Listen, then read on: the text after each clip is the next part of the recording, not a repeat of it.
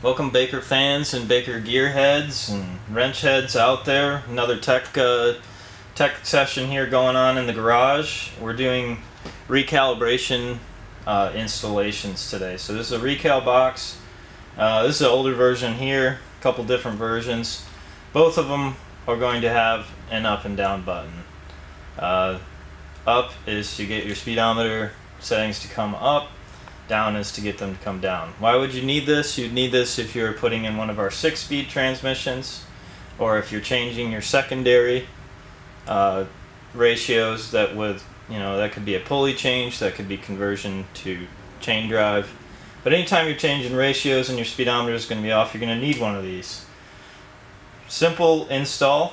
On any bike, you're going to want to find where your speedometer sensor is, and most of the time it's located right on the outside of the transmission, kind of by the starter. It's going to use just a little socket head cap screw there. You're going to want to follow that wire lead. I've already taken a little bit of time to find where the wire lead goes. It's always going to be a triangle connector. Now I've been able to pull this out to the side of the bike so that you can see it. It's going to be on the same on Softails, Dynas, FLTs, FLHs, same connector is used for all of them. Where it's located in the bike, you're going to have to figure that out. Sometimes you will have to remove the battery to get to that, or the splash guard in the back on some of the Softail models. So now we'll get into the basics of the install. Just going to unplug the Deutsch connector here. I've already started with routing my wires and leads here. So I'm just going to pull these through. And the connectors on the Recal box mimic the speedometer sensors connectors. So you're just going to plug and play just like you would the speedo sensor, but this is going to go in line in between. So simple as in plugging in the connector and leaving it in there. You want to take a little bit of time. You're going to want to tuck your wires back up in, make sure everything's nice and tidy.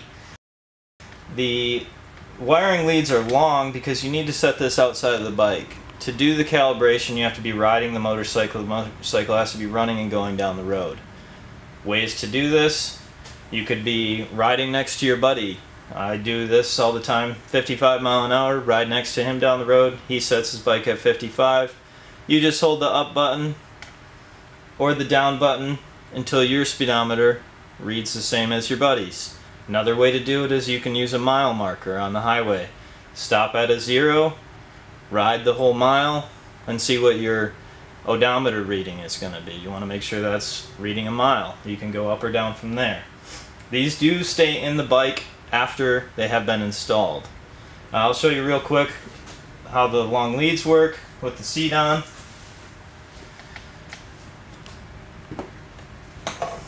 So the leads are long enough so you can ride down the road.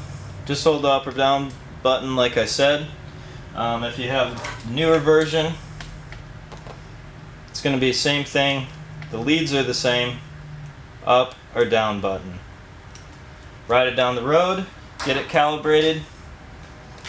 Once you've got it calibrated, you can remove your seat, put this in a safe space underneath the seat wherever you can get it to fit, but this does need to stay on the bike to keep the calibration going. So any questions, give our tech line a call or check out our website or our live chat.